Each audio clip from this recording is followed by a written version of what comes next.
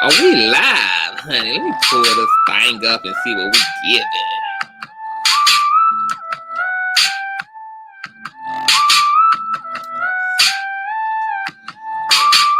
Let me pull up the story. 32 people in the motherfucking building. What's going on? What's going on? What's going on? Happy Sunday, you guys. What's going on, Nubian? What's going on, Cat Mouse? Hey, Depression. What's going on, King A? What's going on, my fellow panelists? Hi, Lauren. What's going on, Cloud Queen? Hi. I'm just giving the kids time to roll up in, honey. Okay. We have a conversation to get into, girl.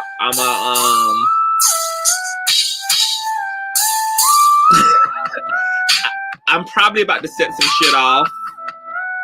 It's not my intention. But I'm gaining wisdom in my life, and I just have to use the things happening in my life to give that wisdom to you guys. What's going on, K-Rain? Hey, Purple Lover. What's going on, Sweet November? Hi. Okay, let me turn off this motherfucking music. What's going on, you guys? Okay. First of all, I want to tell you guys that I love you guys. Second of all, I want to tell you guys that I'm in a really great place in my life. I honestly cannot complain, and it's just because of all the things that's motherfucking happening in my life that just have me stronger than motherfucking ever. Okay, there was something that I realized today that I want to talk to you guys about, and I don't need you guys trying to connect no motherfucking dots. Okay, I just need you guys to just listen. Okay, don't be trying to do no motherfucking investigative report and no, not just listen, because this is about the message. Okay, this is not about the situation that has provided the revelation. Okay, so don't be trying to focus on the motherfucking situation. Official King Pain, I was in your live earlier. Every time I'm in your motherfucking live, girl, you never see me, and I be all up in your comment section speaking to your gear. So what's going on? You guys make sure that you guys go and follow Official King Pain, honey, spilling all of the tea, honey, all of it. What's going on, D-Rock? I want to also shout out all of my latest contributors. Thank you for all of your cash apps and donations, child. I got me a new microphone, child, webcam improvement, because you know a bitch was flushed out with the shit I was using before. So I've been putting our coin to good use. Now, what brings me here today with you guys, and check out the Gentleman's Panel, which was on Rebel Sun's platform last week. It'll be on Official King Pain's platform this coming Thursday. 7:45 Eastern Standard Time. Okay, what's going on, Classy Queen? My bad. You should text me. I see that. Okay, I'm gonna text you from now on, King. So let me take some of this shit off my screen, honey. First of all, no, I'm gonna keep We Live Hole up here. I like my little banner. Okay. No, let me take it off. I'm gonna take this damn big ass banner off. We are live though, ho. So I am in a place in my life as an empath where I am taking far greater care of myself than I ever have. That means emotionally, mentally, and spiritually. I've really cleaned house in my life. Just addressed a lot of things that were kind of residually hanging around in my life. Some of the things that I'm practicing in terms of my self-care and healing is fairly still new to me. So just continuing to be committed to that path of becoming happier in life is everything. As a result of that, I've been willing to come to some realizations that I have not been willing to come to until now. And what I mean by now is this era of my life, right? So let me see how I'm going to explain this, right? So there was oh fuck. Okay. Oh, and check out Yes Bitch TV's Roundtable. He had me on as a guest on this platform. I think I posted the link in my community feed. We just had a dope conversation, honey. Talked about it was just always a great full conversation. Okay, go check that out. Nonetheless, so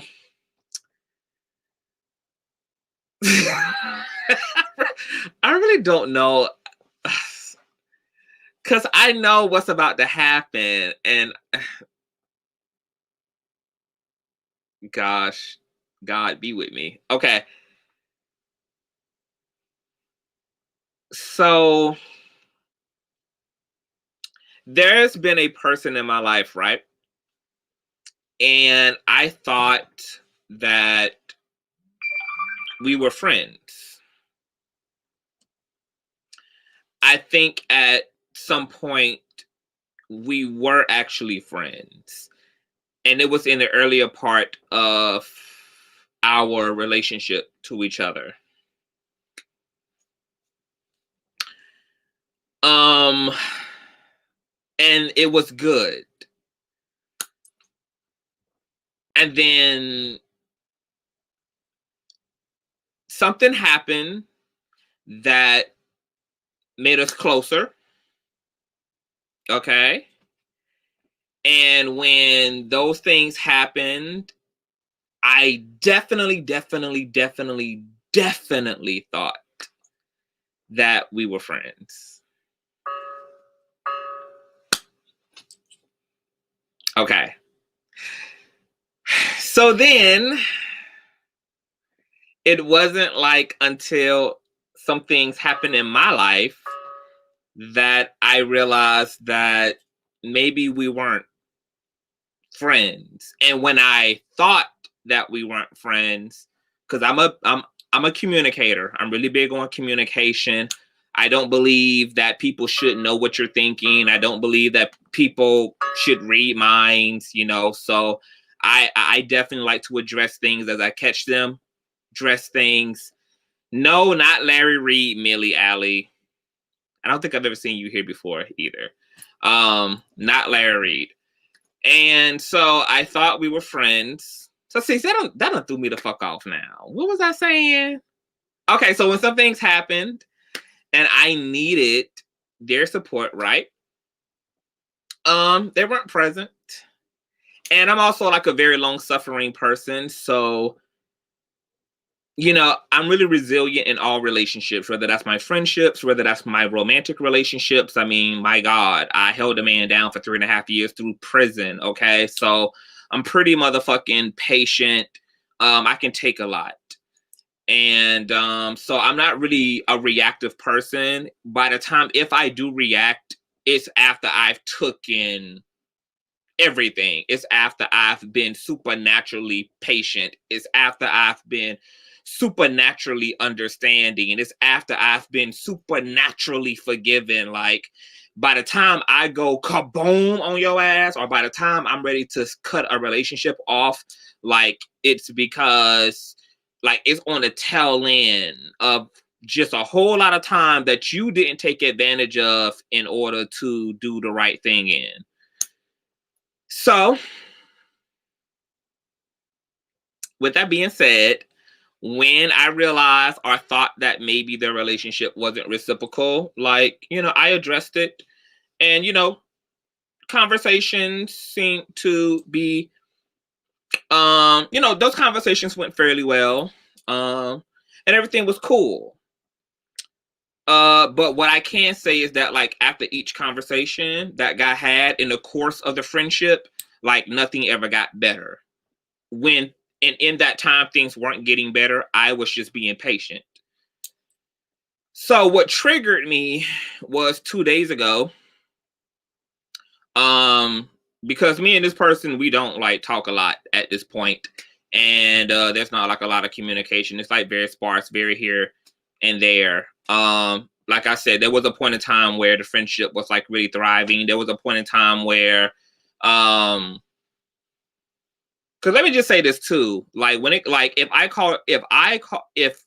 I think we're going to friendship and there's enough happening kind of on both ends for me to think that we are building something, like, then there's expectations that reasonable expectations that I allow myself to have.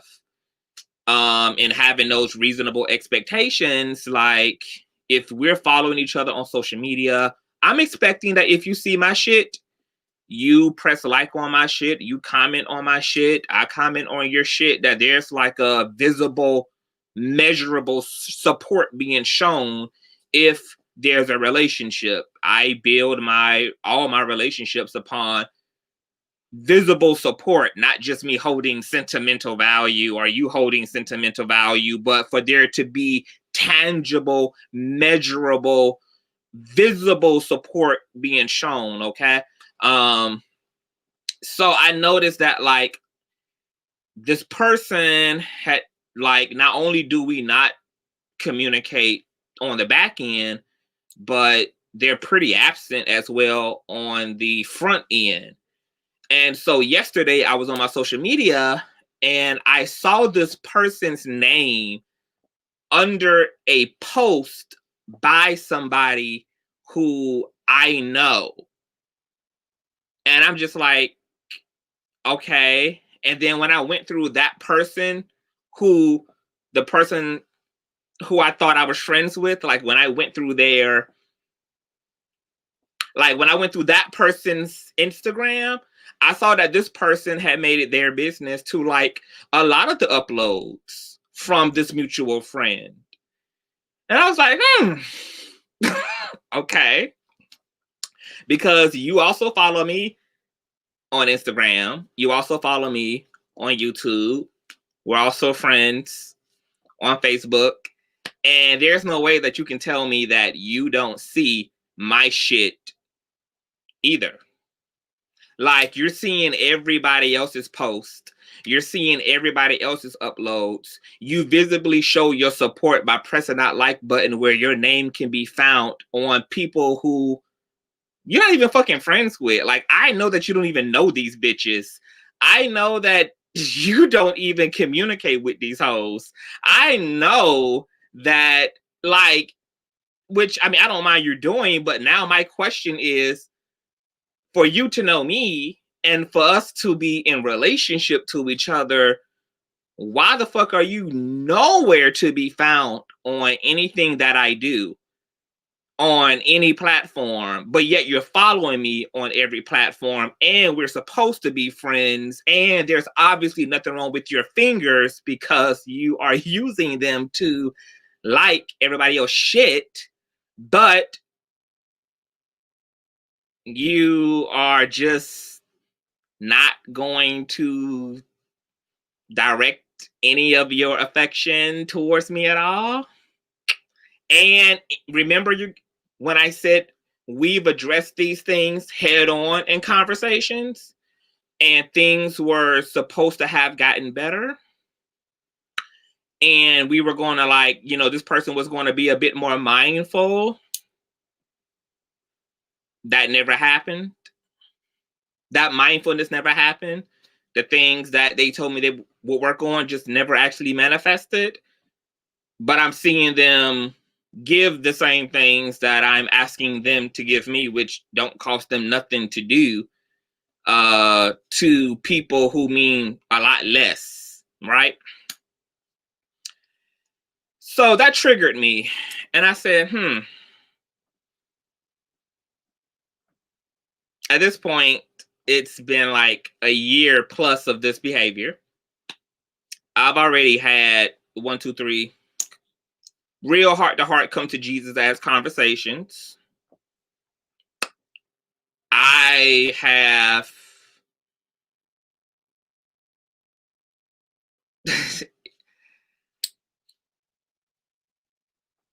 because don't let me give too much away because I'm trying to talk to y'all without, because let me tell you something about me. I am not the kind of person to where, like, if I don't fuck with somebody, that I feel like that then just like I need to get up here and drag that person or expose that person or any of that. Like, however, though, I'm a healer and I'm an advisor, and I also like to use my actual life experience to actually inspire other people, because I extrapolate information that I think is valuable out of my own personal experiences and like to extend that to all other people. Mayberry said, sound like you really thought things through. I have. So on that day that I saw that name, and I saw that the person that I thought I was friends with, like all this other person shit who they aren't friends with, who they don't know from a can of paint on the wall. And then I saw that this person has been completely absent, basically on my shit forever. Instead of like having another conversation that will not go nowhere, instead of me sounding like a broken record and like coming to you again, you know what I did? I just finally removed myself. Now, this is where the shit gets good, okay? When I was sitting in my frustration about the friendship, hey Corday, what's going on, Corday? Hi. When I sat in the situation and I said, what the fuck is frustrating me? Like, what is really frustrating me? You know? Why do these things mean something to me? Why do I need to or want to see open support from this person who I think is my friend? Shut up, King. No, I'm not talking to you. Oh, yes, I'm talking. Yes, we probably sharing the same life experience at this point. So I said, you know what? Because I had to sit back and think. And you know what I realized, you guys? And it almost brought me to tears, but like kind of a joyful, revelatory tear. I realized that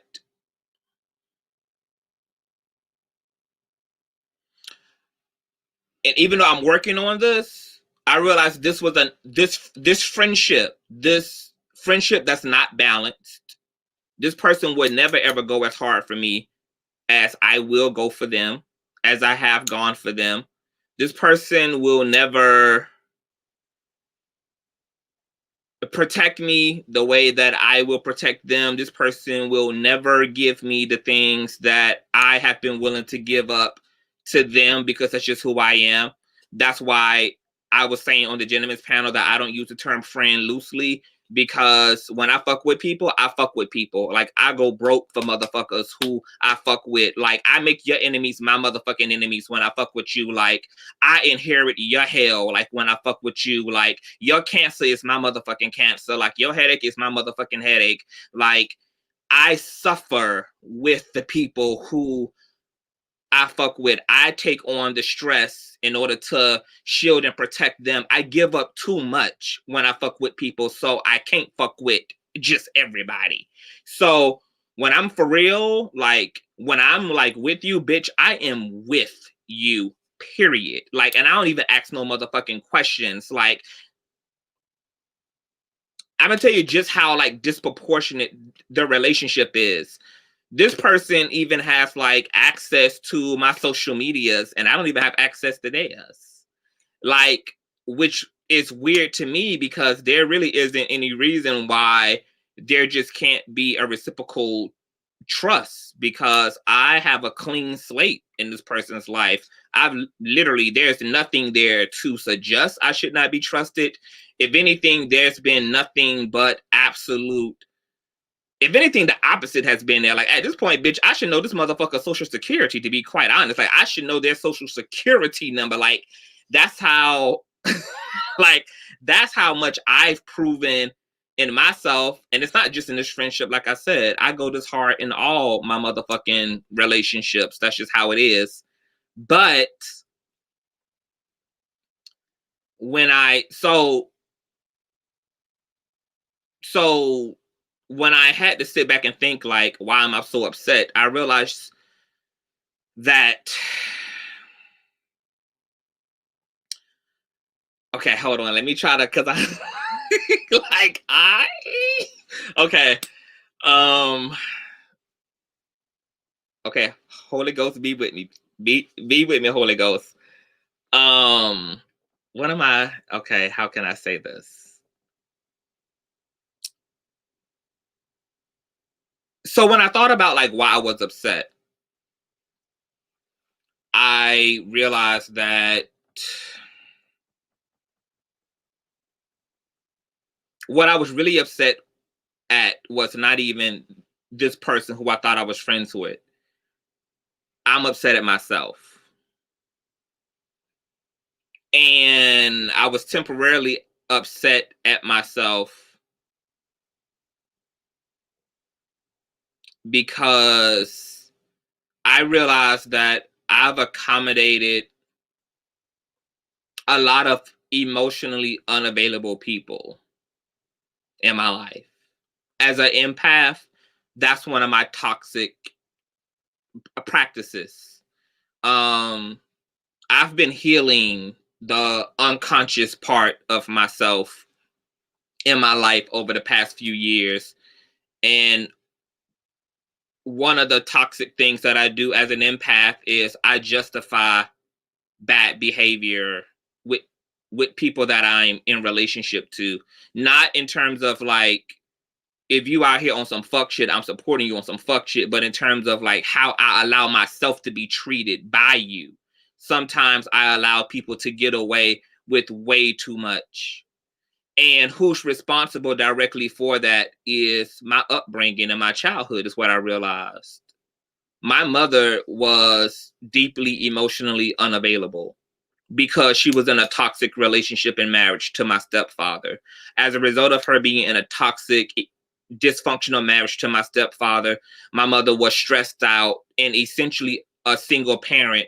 So even though my stepfather was in the home, he wasn't there doing his job as a partner.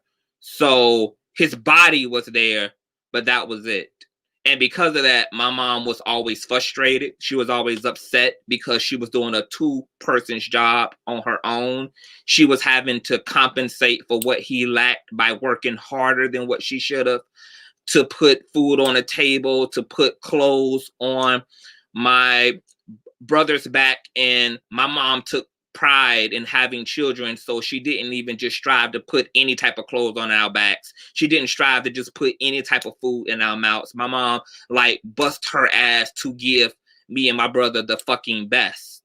But what it took away from her and took out of her to do that was she sacrificed a part of her own fucking happiness, because she also was dragging my stepfather around, who was her husband, and he was cheating. He was on coke. He was an alcoholic. He was always missing. And so not only was my stepfather not available as a man, but my mother wasn't emotionally available either. This is kind of a generational issue in my particular family because my grandfather was emotionally unavailable to my mom and my aunts and my uncles. And my grandmother, she's a sweet person, but she also was emotionally unavailable as well. In the Black community, there's a big issue with emotional unavailability, where you have parents who think that their only role and job is to provide and put food on the table. And maybe because they don't have anything left emotionally after busting their ass for 14 hours out of a day, 9 hours out of the day, they don't have much else to fucking give. They're just ready to fucking come home and check the fuck out and just hope that you are doing the right thing in school and can hopefully grow up to be somebody and make good decisions and take care of yourself. Like, a lot of times parents don't make themselves as emotionally available as they fucking should. When I came into the world, my mother or neither one of my parents could have ever been prepared for me, because something that also happens with parents is they never contemplate what type of child they're bringing into the world, because most people who having kids think that they're bringing in somebody normal, somebody like them, somebody heterosexual. I had so many intersections that left my parents unequipped to really give me what I needed growing up emotionally. I was an empath. That takes a whole nother type of understanding to help an empath come along in life. I was also queer. that takes a whole nother type of an understanding for you to guide a queer child accordingly in life.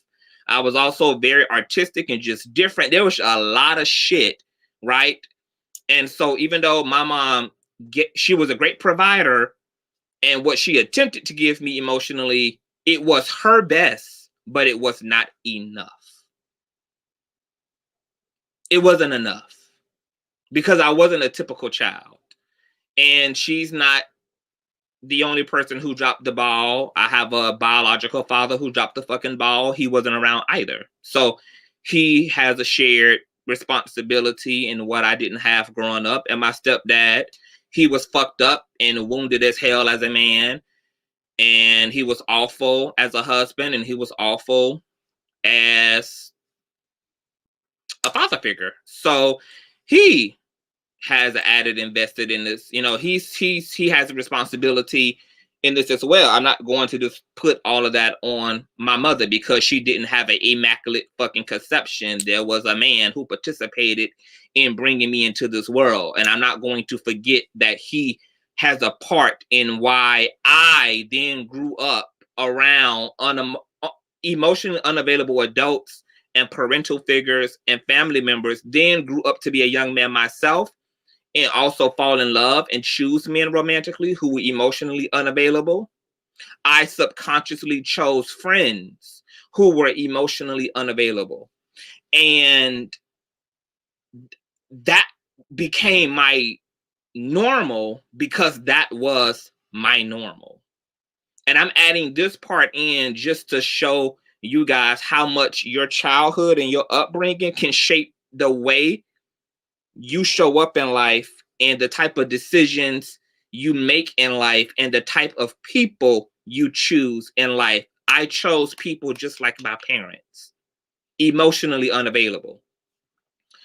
Coming back to the friendship, what I realized is that this friendship that I thought I had was a product of me accommodating and choosing another emotionally unavailable person.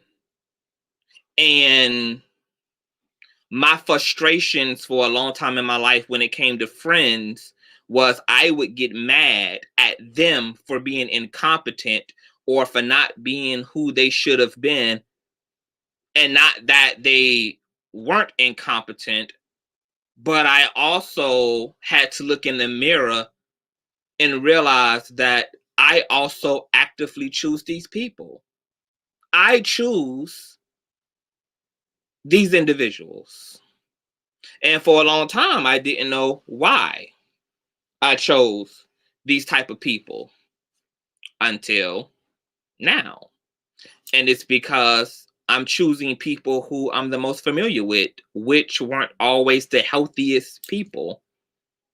My parents didn't mean to be deeply unconscious, but they were just products of their own upbringing. They only could give what they had to give. I absorbed that as a child, and I absorbed it in an even deeper way as an empath. And then I looked for those people to heal in my life. I looked for those people to be friends with. I looked for those men to love on, to bring them back to life because I watched my mother be emotionally unavailable or become emotionally unavailable, and she chose men who were emotionally unavailable. Matter of fact, I watched all of the women in my life choose abusive men. All of my aunts have been abused. All of my aunts have been through domestic violence. All of my aunts have had volatile experiences and relationships to men who at one point or another were abusive. My relation, and I chose a man and was with him for 5.5 years who was a complete fucking psychopath as a result of watching unconscious people in my life try to make do with other unconscious ass people. So it was literally the blind leading the motherfucking blind. This is what's happening within our community. This is what's happening in families. When people are not doing their work, children are observing that. Your peers are observing that we are watching those who've come before us and their choices, and then following directly in those footsteps, not even knowing that their footsteps led to spiritual death, led to emotional unrest, led to misery and agony and misfortune, having no idea that the choices made by those who came before us were also made out of their pain bodies. But because that's the only way we've been shown, that's all that we know, that's all that we've witnessed, we might go through with those experiences and still know that they're unhealthy because we can see the way we're treated. We can see the way we feel in these friendships and in these family ships and in these relationships. But we participate because we don't know any other way, haven't been shown any other way. This is why Christ had to say to them niggas that put him on the cross, forgive them for they know not what they do. Because people can only do what they know to do. People are not responsible for what they don't know. And people can't give you what they don't know to give you. People can only give you what they have to give you. That's it. That's it. So I don't blame my parents, but I am going to critique them, and I'm critiquing their parents because this is how you get generational curses and generational cycles that perpetuate themselves through lineages that just become patterns. These are just generational patterns. And those patterns are either going to be healthy or unhealthy. So when I was sitting in this friendship, I realized, wow,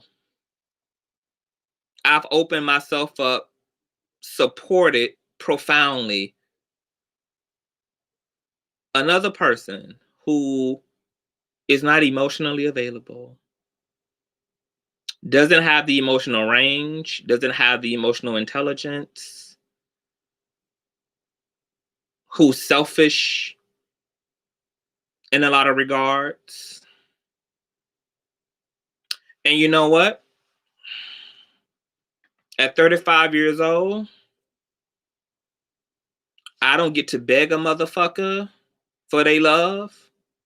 I don't get to ask or fight with the person about the way they love. As somebody who's evolving and maturing, I only get to observe the way that you love me and decide if I want to participate in the way you love. I decided 2 days ago when I saw that person like everything and everybody else on a timeline but me, and remove myself.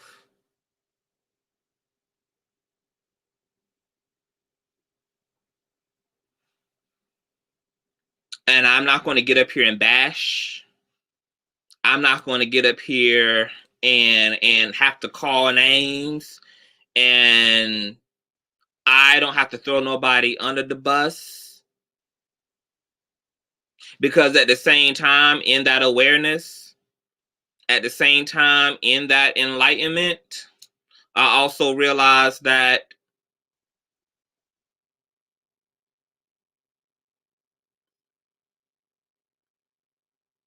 you may not know what the hell you do either. You a product of something yourself. And while I can take it personal, with knowledge comes great power. I understand too much now how unconscious people become unconscious. So now I have to look at you with empathy. So I can walk away in peace. I can get on that midnight train to Georgia in silence without making a big ruckus and without demonizing you either, because you are a product of something. Somebody abandoned this person. Some privilege got this person blind and unconscious in ways. And I've done everything that I can to get there to be reciprocation. I've asked for what I need. I've been plain about it. As the word says, make it plain. I've made it plain. I've communicated plainly. I've also been patient enough to wait. Because we're talking about, it's going on 2 years now since this behavior. And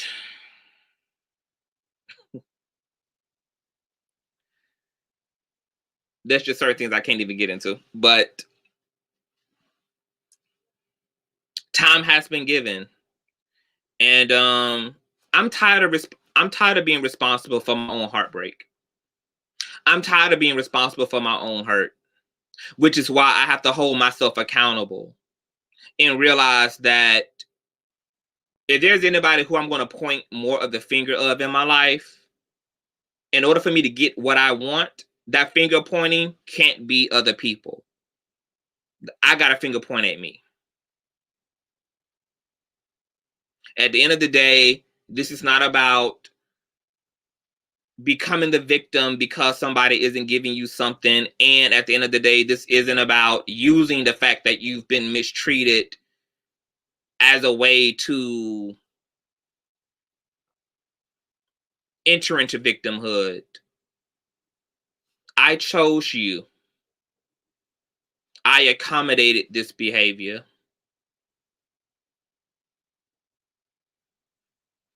I endured this behavior. I was vocal about this behavior.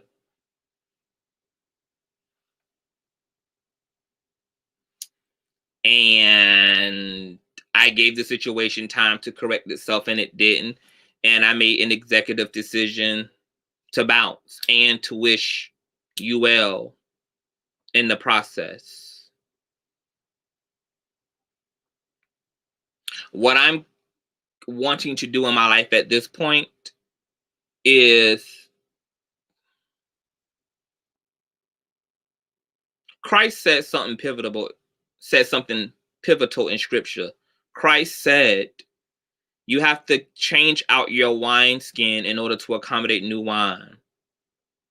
If I want the prosperity and the vitality and the glory of new wine, then I have to be willing to let go of the things that I love, because the things that I love don't sometimes serve me in return. Because it's not just about what you take, it's also about what's given. I have given a lot in all of my relationships, and probably have received a quarter, if that, back in return.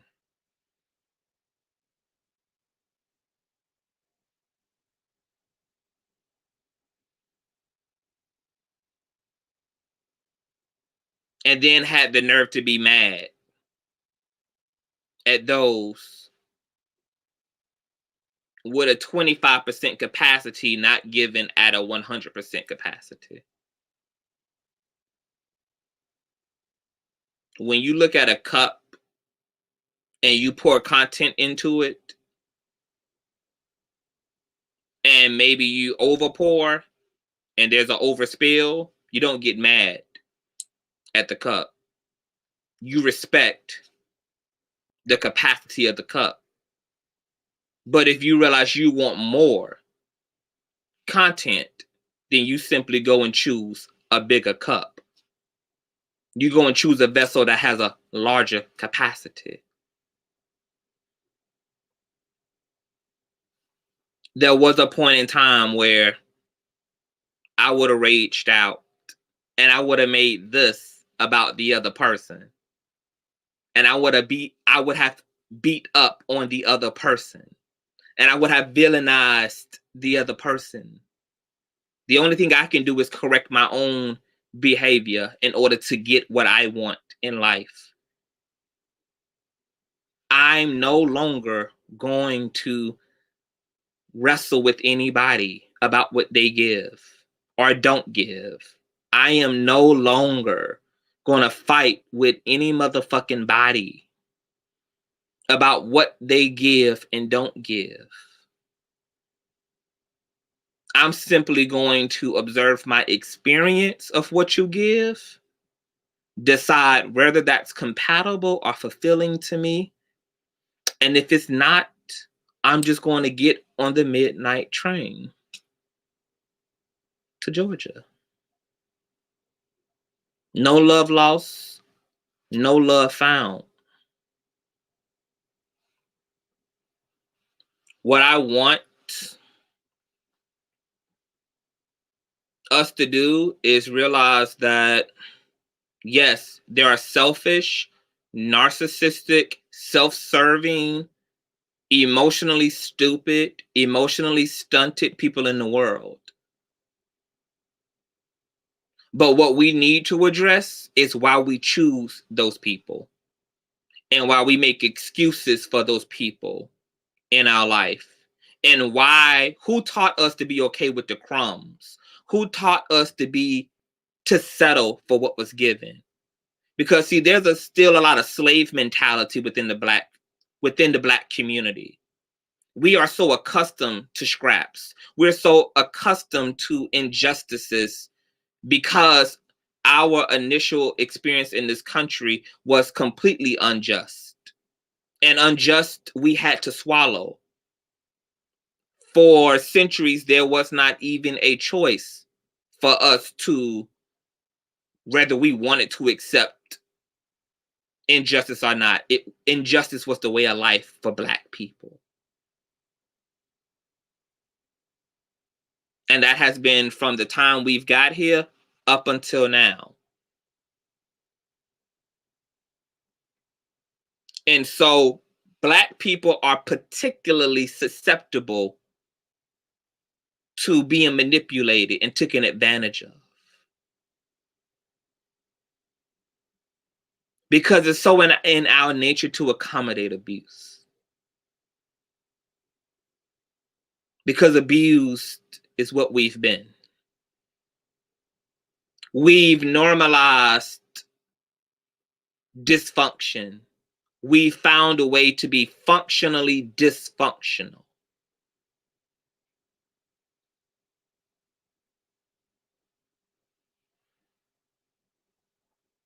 This is collectively in the unconscious of the Black race,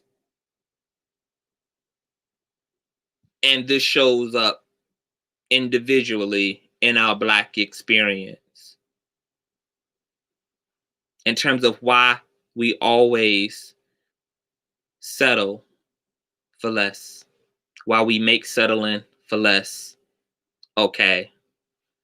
I'm breaking and interrupting my own pattern. I've accommodated crumbs. Done. Done. Don't gotta dislike you. Don't gotta slander you. Don't gotta say anything bad about you. But I don't got to do you either. If equilibrium in my life is what I want, equilibrium is what I have to go and do and what I have to go and accommodate. If reciprocation is what I want, reciprocation is what I have to accommodate. And sometimes if it means being by my motherfucking self until I can attract healthy people, then being by myself is what the fuck I should accept, because I should make it completely unacceptable to be mistreated, to be overlooked,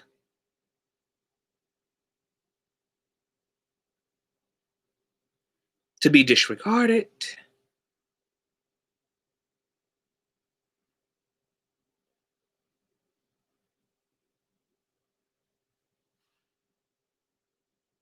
It's not necessary.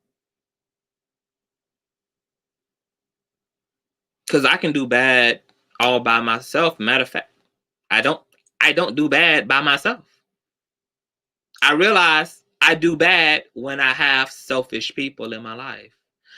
I do bad when I'm showing up for people who don't show up for me. I do bad when I'm giving my energy to things that other people who are supposed to also be giving their energy to aren't given.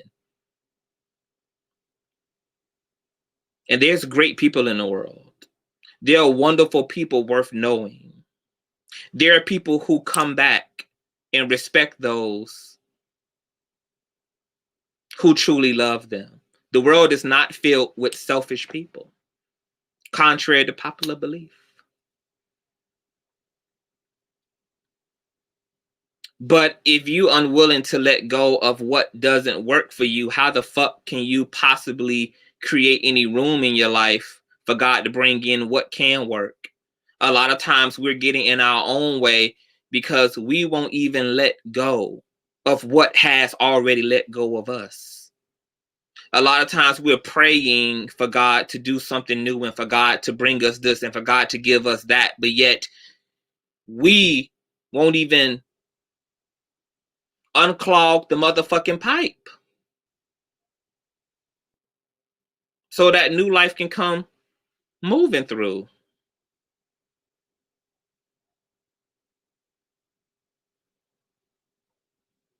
It's never easy or a right time to say goodbye to anything, especially if you love it. But you should also love yourself enough to put what you deserve ahead of that which don't deserve you. And to be honest, we even have to question the sadness that comes from letting go of people who are not worthy. Because essentially, what we're letting go is an idea. What we're letting go in all actuality is a situation that never was. Because if this situation was as good, and if these people were as worth being attached to, you wouldn't even be having these issues with these people. You wouldn't even be in a predicament to have to end and sever a romantic relationship with this person or a friendship with this person. So, what is it that you're really sad about? What is it that really hurts about backing out? What is it that we're really feeling? Because it's not the actuality of the situation. The actuality of the situation has told us to haul ass. So now this is just a mental thing. And maybe one of the things that we do too is I've made you somebody who you're in fact really not. And what I can't let go is my mental image of you. I thought you were a good person. Maybe in fact you're not. I thought you were a loving person. Maybe in fact you're not. Because if these things were true, why would this be my experience of you? You're clearly not integral if you said one thing, but you did another.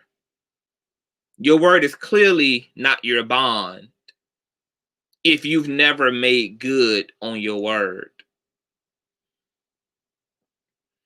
So at the end of the day, what I'm letting go of is a corpse. You were never, in all actuality, the person that I thought I had. What I was holding on to was a fantasy of who I thought you were. So letting go should be a lot easier than what it is when we realize that, when we have to come to that decision. Did you know who I thought you was? And that's also okay. That's also okay. That's also okay. Because the universe will correct it. The universe will let you know the error of your ways.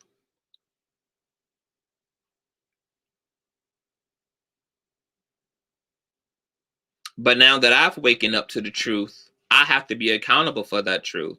And if I continue to participate in a lopsided ass relationship to someone who wants to take but someone who doesn't want to give, then I've placed myself willingly in hell. And there are no true victims when you willingly participate in what you know makes you unhappy. You're not a victim. And nothing in the universe will honor your victimhood when you willfully participate in relationships and experiences that dishonor you. So we all have to be accountable for what we know. We have to be accountable for what we realize. We have to be accountable for what we understand. And honestly, like, I'm happy that it came up. I'm happy that it came up. Because it's been long overdue. And I feel good about moving the fuck on. And I feel good swallowing the truth that you not with me like you said that you were. Because for me, I don't know about you guys, but I believe that a love is a verb. I make love real simple. It's a verb. It's a verb. Love is a verb. It's that simple. If somebody love you, they will do you. It's that fucking simple. I'm not talking all this. Well, I'm holding on because of the way I think they feel or the things they said mean something to you. You got to move all that, baby. What do you do in love? Anybody can say anything. Anybody can proclaim anything. Anybody can profess feelings or affirm you verbally. The receipt on the way somebody feels about you are their actions. If you love me, you do. How interesting is it that Christ also described love as that too? Christ said, when I was hungry, did you feed me? When I was thirsty, did you give me something to drink? When I was lonely, did you visit me? Isn't it interesting how our Lord and Savior also told you to put that action behind that thing? Because a lot of motherfuckers gonna come in the name of love. A lot of motherfuckers gonna come in the name of love. What a motherfucker say ain't got nothing to do with what a motherfucker does. What do the motherfucker who say that do about what they say? You love me? Where is it? Because your love should not be undiscoverable. Your love should not exist in some vague reality that I have to piece all this ambiguity together just to comfort myself and say, okay, yes, they love me. Your love should be made just as plain as these sentences formed out of my mouth are made plainly. Your love should be made plain. Your love should be made plain. Your love should be made plain. Plain, plain, plain. Your love should be made plain. This is not arithmetic. This is not geometry. This is not sacred geometry. This is not trigonometry. This is not calculus. This is not MC equals motherfucking square. Love is simply a action. And actions are simply love. And I think that when we can really just like accept that, I think we can stop accommodating a lot of la in our life. I think when we finally can just realign with that baby, this is simple. This is simple. I think we've made it more complicated than what it has to be. No, ma'am. Your love should be as plain as day. Come on, Miss Berry. Plain as day. So, as somebody who has a future and somebody who knows what I want, baby, it's my job to make room at the table for God to bring who and what I need. And there may be some things that got sentimental value that I done hoarded inside of my heart.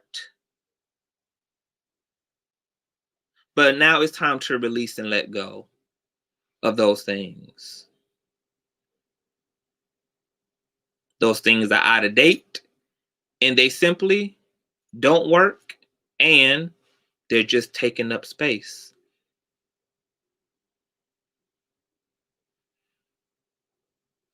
People don't gotta be the bad guy. You ain't gotta slander a bitch. You ain't gotta make a big do about it. You ain't gotta plaster it on the front page of the news.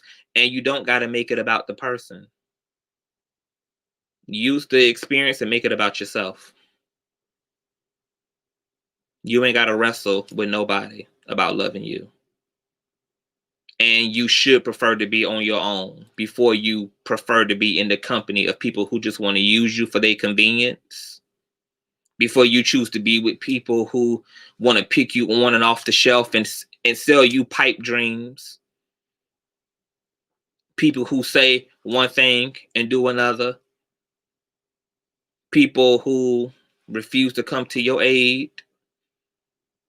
People who have an excuse for not being there for you. It's always something. You should prefer your own company before you prefer that company.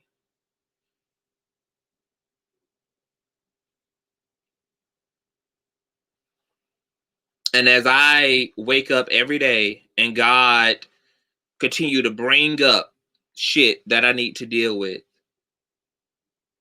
what I'm experiencing on the back end is a higher quality of mental health and personal happiness. I've never had so many good consecutive days in my life than over the past few months. Because I've just been waking up, allow God to show me, and then me go be proactive and plow my field, pull up dead roots, plant new soil, put in new seeds, and then reap the reward of those seeds. And it's interesting when God brought this up 2 days ago, because God never said anything about the other person to me. When God showed me the situation, God ain't say that person was bad. God ain't say to rebuke that person. God ain't say nothing. All God did was show me the situation.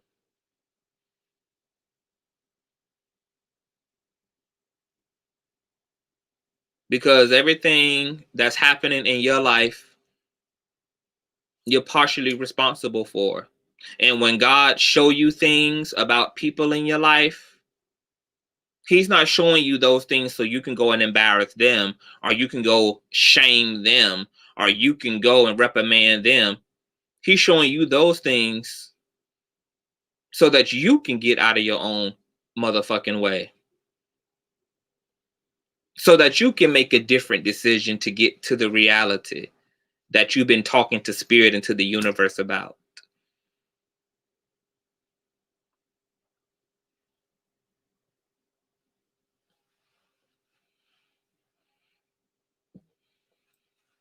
Not doing it.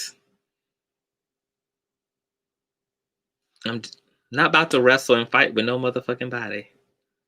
Obey his word. That's it. And do you. Do you. Do you. Do you.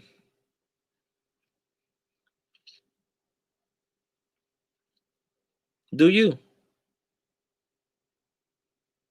When you look at the things in your life, look at what those things say about you, not what they say about the other person. Not what they say about the other person. Look at you.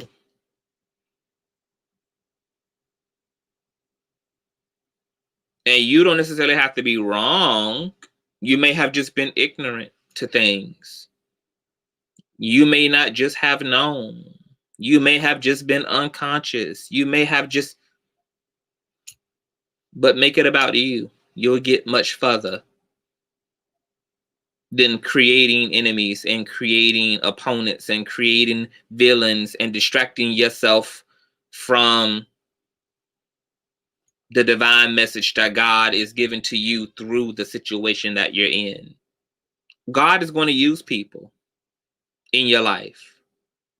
And you can waste your time focus on the one who broke your heart or the one who let you down or the one who abandoned you. I mean, you can do that. But that's like being in park and pressing the gas to the floor.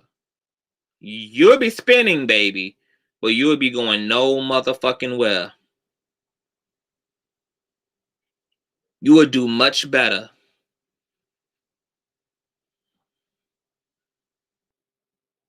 by looking at the situation for what it is, taking responsibility for getting there, taking responsibility for the role you played and getting there, and taking corrective measure. Corrective measure. Yeah, you did me wrong. But I also, for a time, accommodated your behavior. And then I had to address the experiences that conditioned me to put up with that behavior. So the situation, once I began being introspective, led me back down the rabbit hole so that I can address the root, so that I can address the disease, not the symptom, but address the disease itself. You're just a symptom of of negative programming, negative thinking, erroneous perception, okay? That's come from earlier parts of my upbringing. That's it.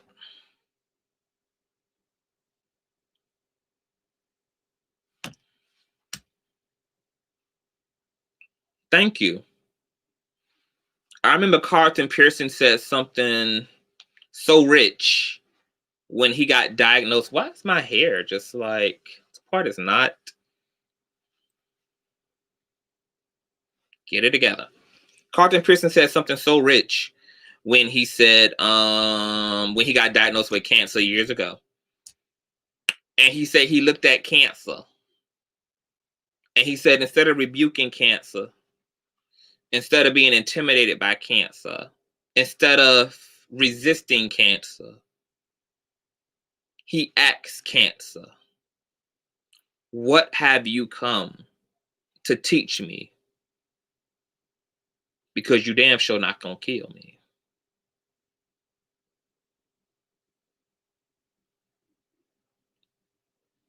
When something's going on in your life, ask the situation, what are you trying to make me aware of?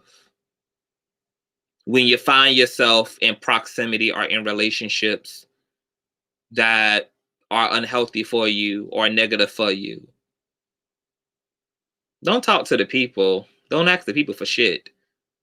Just ask the situation, spiritually, that is. Ask it inside of yourself. What are you trying to teach me? What have you come to reveal to me? Manifestation, reveal yourself. Manifestation, discern yourself. Make the situation speak to you by asking it, what has it come to teach? Because life is just a series of information, and experiences provide opportunity for information. When you realize that, you also won't have no regret. Look, I spent years in this friendship, growing this friendship, nurturing this friendship, and I have no regrets. I have no regrets. No regrets. Why? It's nothing to have. This was all information. And I was doing what I love to do for somebody who I loved. If it's over, for whatever reason, whoever is at fault, whether they're at fault, whether they're intending to be at fault, it doesn't really matter. All that matters is the information. And the information is, am I happy here? I'm not. And it's okay to not be happy with your situation. It's okay for crumbs to not be enough. It's okay to not want to be in selfish ass situations. It's okay to not want to be in relationship to non-reciprocal people. It's okay.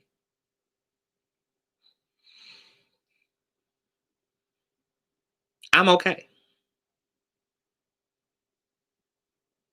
Thank you, situation, for the information. So I can continue to address wrong childhood programming. I watch unconscious people accommodate unconscious people, and I invested in a lot of unconscious people because for a while I was unconscious too. Now I'm wide awake. I'm wide awake. And anybody can get this awakening. So, baby, the cleanup probably ain't done. I don't know who else God gonna wake me up to, but I'm here for it because what I'm into is getting to the next level. So whomever I have to move differently with, I'm willing to. If there's people that I have to let go altogether of, I'm fine with. If there's people I need to go back for, I'm also fine with that. I don't have an ego in any direction of it all. I'm only interested in the growth of my life. I'm only interested in a peace of mind. I'm only interested in actual happiness. So I just wanted to share that with you guys. Um, Maybe there's something that you need to look at beyond the situations when you find yourself accommodating foolishness, when you find yourself settling for less, when you find yourself constantly like not getting what you want out of a situation with somebody. Like, maybe you need to look past the actual situation. There's probably a lot of things that have contributed to you settling the way that you settle. It's going to be important for you to address your childhood and what was demonstrated to you, what was shown to you. How did the people who were in charge of you and were in charge of your mind, what did they show you? What did you see in your environment? What did you see from people in your environment, in your community, in your family? I keep bringing up this situation because I'm so fucking proud, but I'm going to say it again. My little 18-year-old cousin just cut her mama off, which is my aunt, because she was able to realize that that relationship is completely unhealthy because she's not respected as a young woman. She's not spoken to like a young woman. she's only talked at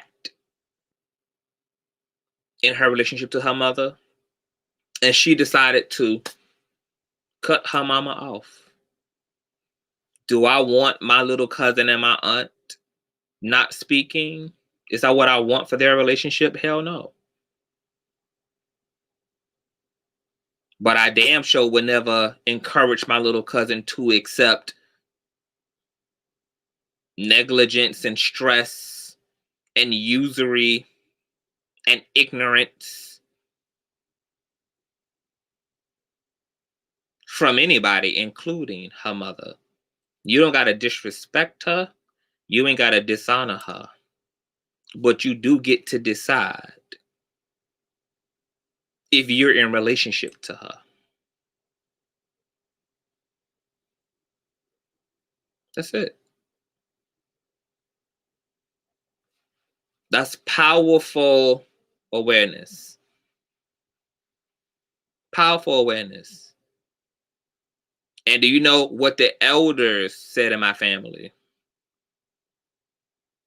Which is why I had to make sure that I was a voice of reason for my little cousin, because I'm going to be one of the only people to tell her what she did was okay. Because the elders in our family, do you know what they said to her? They said, well, that's your mother. And that's exactly what the problem is. That's exactly what the problem is. That right there is how we have made so many people and taught and conditioned so many people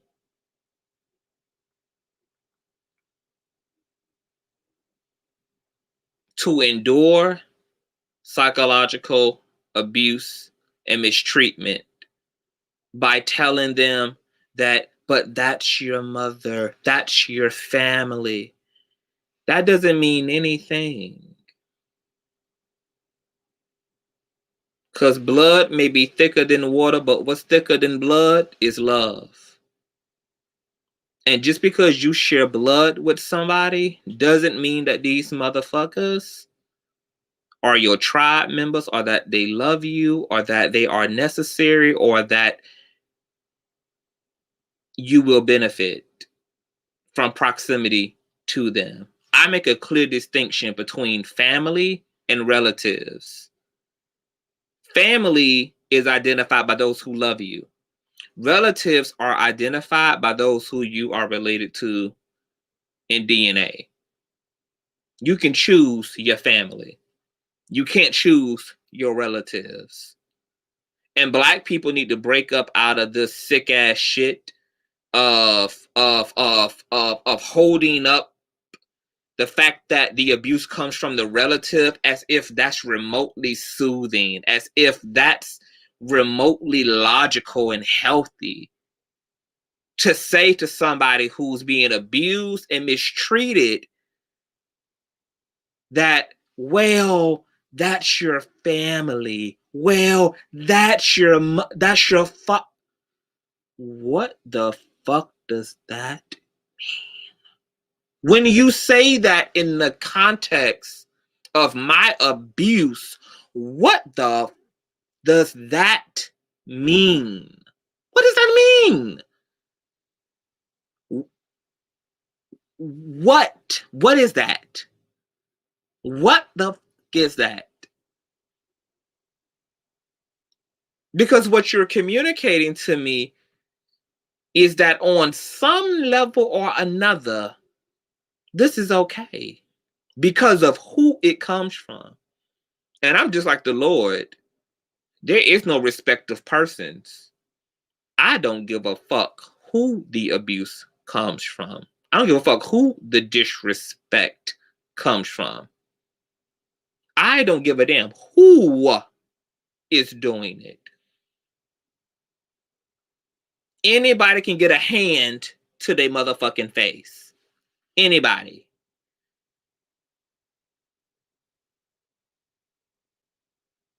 Anybody can get the boot. That boot is custom for everybody's and anybody's ass.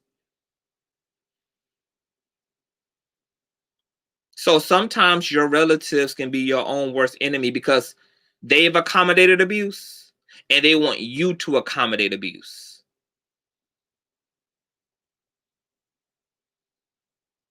They want you to take things off of people who they take things off of. No, ma'am. The generational curse, bitch, would end with me. Grandma, granddaddy, auntie, uncle, y'all might have been willing to accept this, that, and the third from whomever, from him, her, and them. No, ma'am. The cycle ends with me, bitch. The cycle will end with me. Will end with me. But once again, all that secrecy, accommodating abuse, all that shit is a part of a slave mentality.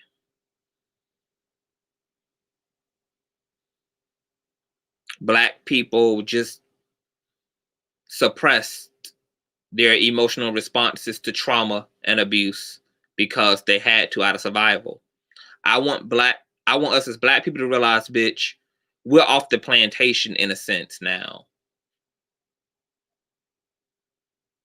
God has created enough wiggle room within society now for us to disconnect from abuse. You don't have to accept any mistreatment from anybody. You now live in a space where you will be making a choice to accept it. Not because you have to. That's the difference between us and our ancestors. At one point in time, somebody had to accept the abuse. God has given us liberty now. I don't have to talk to you, rock with you, or roll with you, boo. I ain't got to never see you again and pull up to another family venue. I ain't got to do nothing but be black and die motherfucking happy. And if you're not a part of the variable that contributes to my happiness, goodbye and God bless. And that includes anybody who I share this DNA with. Anybody can get it. My family members will tell you, Rhonda, Davion does not play. I have cut motherfuckers off from the knees. I have an uncle-in-law. I can't stir his motherfucking ass, baby. Woo! I love him, but I can't stir his motherfucking ass. And I have not spoke to him in 5 years now. When I woke up and realized he ain't want to do no better, when I realized, oh, he insists upon overstepping his boundaries, that he one of them niggas, that's when I had to crank my foot all in his motherfucking ass, baby. And since that day, I have made him work at speaking to me again by not accommodating his bullshit. So that means that when I pull up, it's a hug for you, and it's a hug for you, and it's a hug for you, and it's a no for you, bitch. What that means as a Scorpio is that I have the ability to read the room and to greet the room and to speak to everybody in this motherfucker and completely overlook you, girl. You literally are a non-factor. See, as a Scorpio, when we grow cold, we grow cold. We know how to shut down. I can be in the same space as you and completely deny your existence. Will walk past you, move around you, do everything in proximity in your area. Do everything. I would do everything but you. Those are one of the great features that I love about being a Scorpio. is we know how to make a bitch completely irrelevant. And I love it. I love it. Oh, yes, God. I love it. It is anything that I wake up and thank God for, baby, it's being a Scorpio, bitch. Because when that shit comes in handy, oh, baby, it be on. It be on. Oh, yes, God. And it eats his ass up. Oh, yes, God, it eats his ass up. But you don't get to speak to me until you speak and come correct. Mm-hmm. And if you got 5 more years worth of foolishness in you, then for 5 more years, bitch, we will not be speaking. That's how that goes. Mm-hmm. And I don't give a damn that you my auntie's husband. I don't give a damn that you my first cousin's daddy. I don't give a damn. And if you think that is rude because I don't speak or greet you,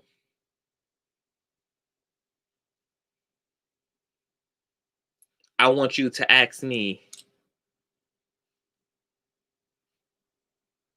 does it look like does it look, huh? Okay. Okay. And I get my life. I get my life off ignoring bitches. That's why it don't pay to be my enemy. It don't pay to be my enemy. Because, especially when you after my attention, because I'm a master at not giving you that. I'm a master, bitch, at not giving you my attention.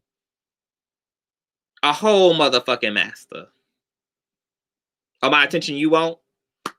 That's exactly what the fuck I'm going to deny you of completely.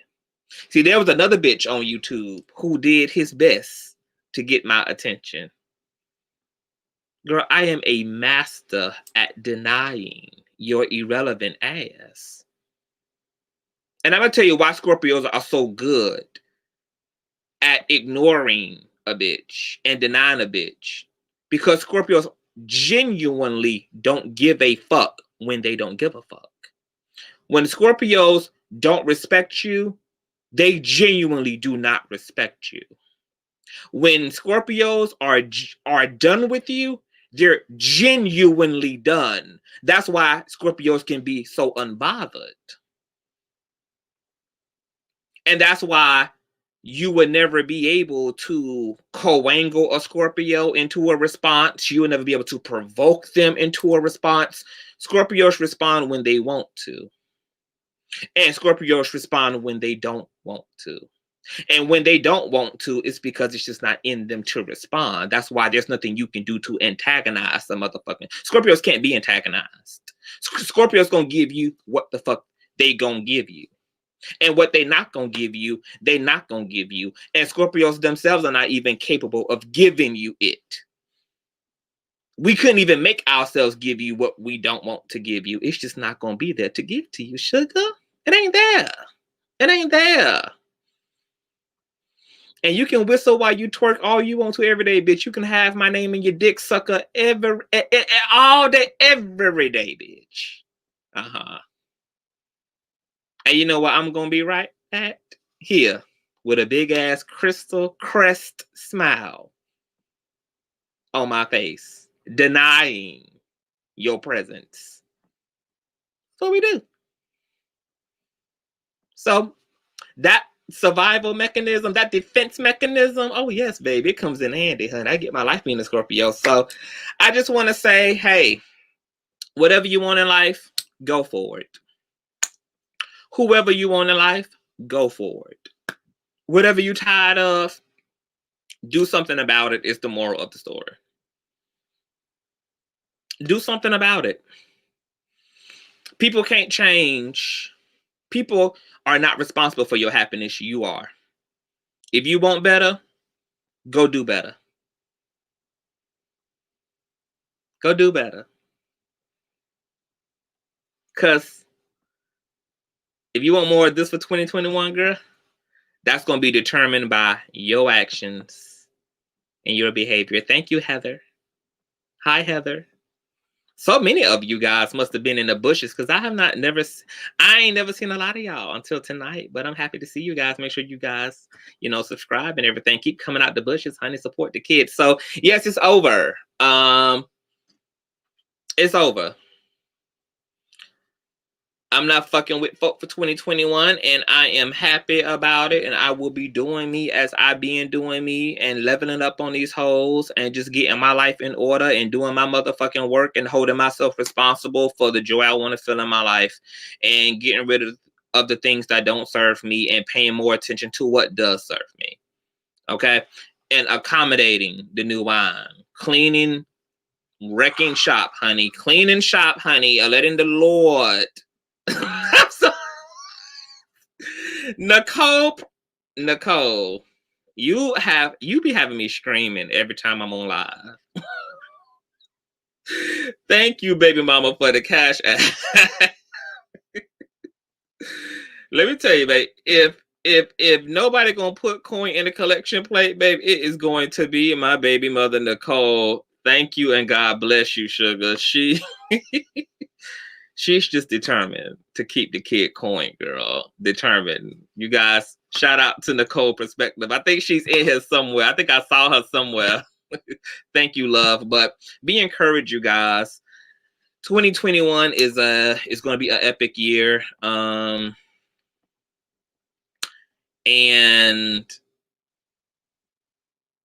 the people who are going to prosper this year are going to be the people who are able to be fully responsible and accountable for themselves and for their happiness. Appreciate what you got. Don't break what is fixed. What's broken, clean that shit up. Clean that shit up. Only you can. Even if somebody else did it, it's your responsibility to clean it up. A lot of people hurt, and blaming somebody else. At the end of the day, yeah, somebody else did it, but the mess got made in you. What you waiting on the motherfucker to do? To have a second coming and come back for your healing? They not. Yes. I'm on.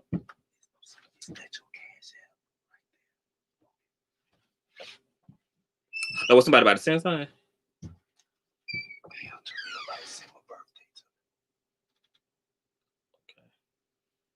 All right. Yeah.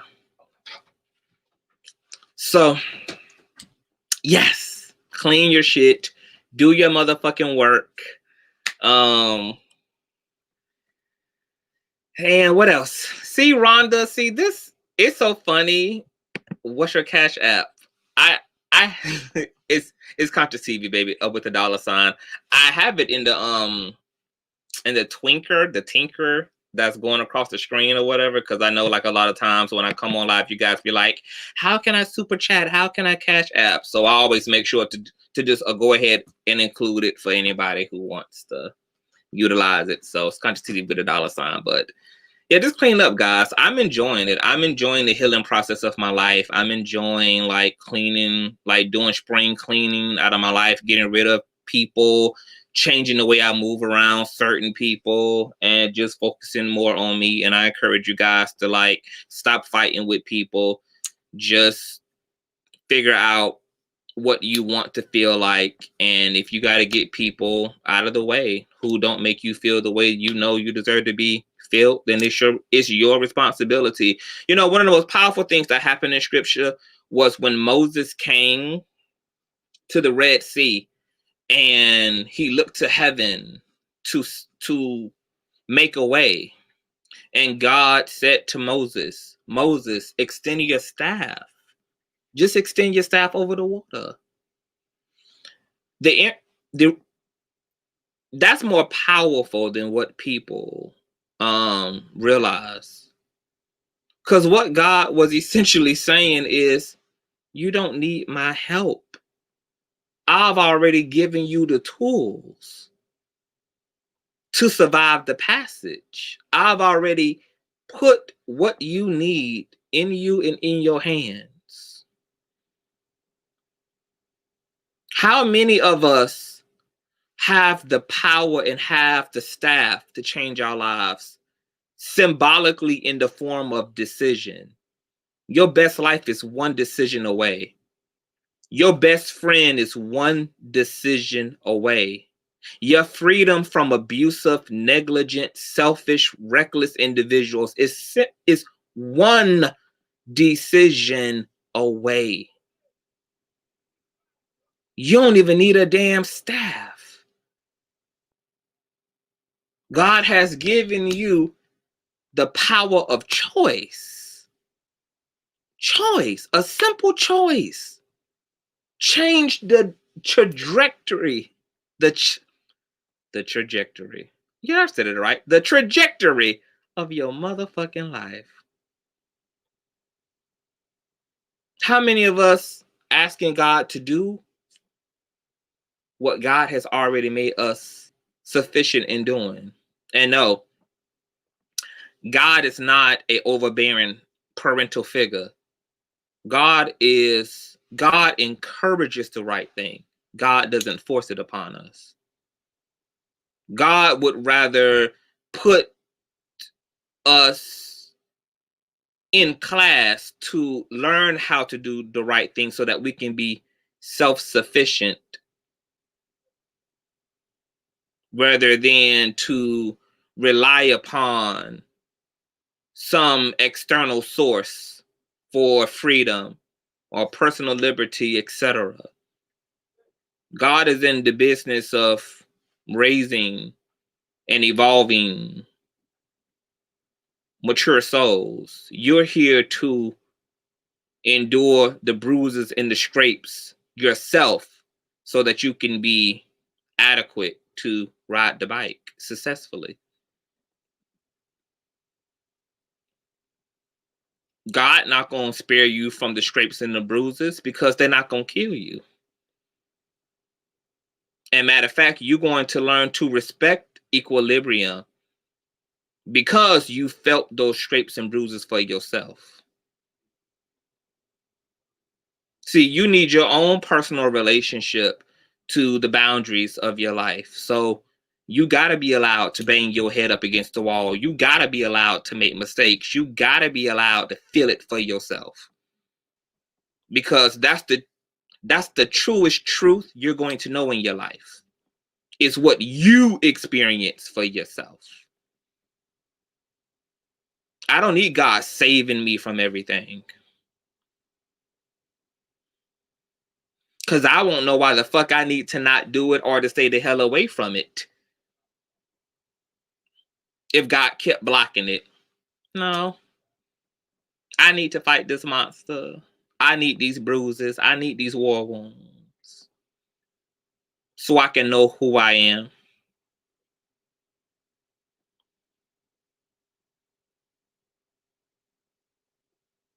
So I can know why I need to be accountable. So that I can know the power of choice and self-awareness. So that I can develop a conviction. A conviction. And a conscience.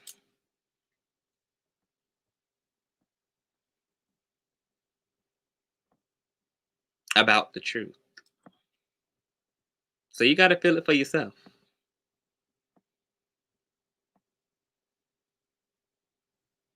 You got to do this yourself. God is going to be a soft mentor. Now, the more you don't take heed to wisdom, the more you don't take heed to what comes up, you would just hit your ass harder on that ground, honey.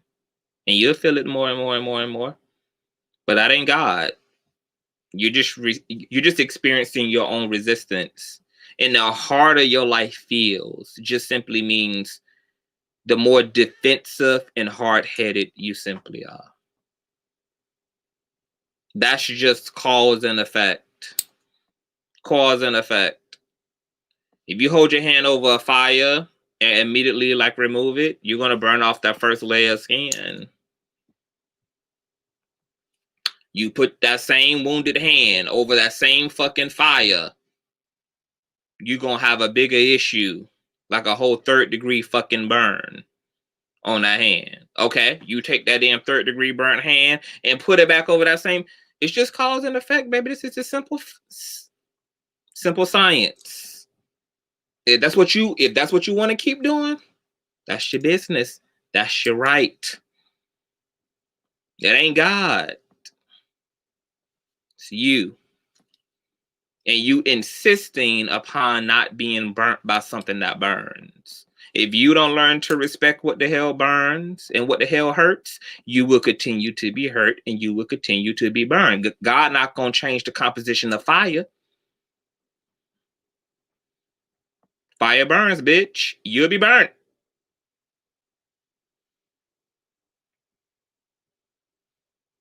So you have to ask yourself, why the hell do you keep insisting upon the pain if you claim you don't want to be in pain? If you claim you sick and tired of being sick and tired, just like love is a verb, healing is a verb too. If you that tired, get the hell on. If you that tired, interrupt the motherfucking pattern. If you that tired, do something completely different. If you that tired, make another decision. If you that tired, go left. That's if you that tired, that is. That's if you're that tired. If you're that tired.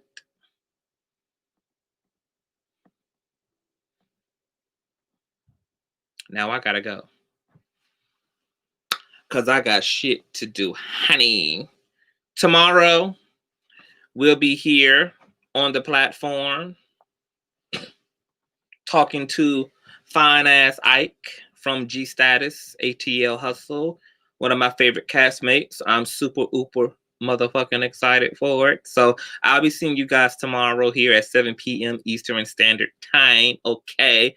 I just got an email also from Lauren, one of the epidemiologists who want to come on and talk to you guys about the vaccinations and the pros to taking this vaccine. So you guys should be here. That might be a Wednesday show. She just emailed me. So if she emailed me, yes, it'll be a Wednesday show. If not, that'll be a show this week. I'll keep you guys posted. But I love you guys. And I don't know what you're going to take away from tonight other than just do your work. You'll be happier. Stop accommodating people who don't love you, people who don't like you, people who don't support you. And no, you don't have to make anybody a bad guy. Just take the wisdom, move on. Maybe things will work out later on in life. You never know. You know, people be at different fucking levels of consciousness. What somebody can't give you today, maybe they can give you a year from now. What they wasn't able to give you in this season of their life, maybe they will be able to at some point in time. But in the meantime, you get to decide. If you want to endure lack, or if you want to accept the offering thereof, and there's nothing wrong with not accepting the offer given to you. Just like if you go on a job and they offer a certain salary, you don't got to accept the pay. So, no, you don't have to accept anything just because. No, you don't always have to play somebody else's terms and play on somebody else's terms and constantly be on somebody else's time and somebody else's dime. You don't have to. I'm almost finished, Anna. Like, I'm almost finished. I ain't finished, but I'm almost finished. You don't have to be on nobody else's time and dime. You can say no. You have a right to do you. You have a right to decide how you want to live, how you want to exist, and how the fuck you're treated. So just make sure that you always know that. You always keep that. And I will be seeing you guys later. Love you guys. Bye. Happy Martin Luther King Day, Rhonda. And good night.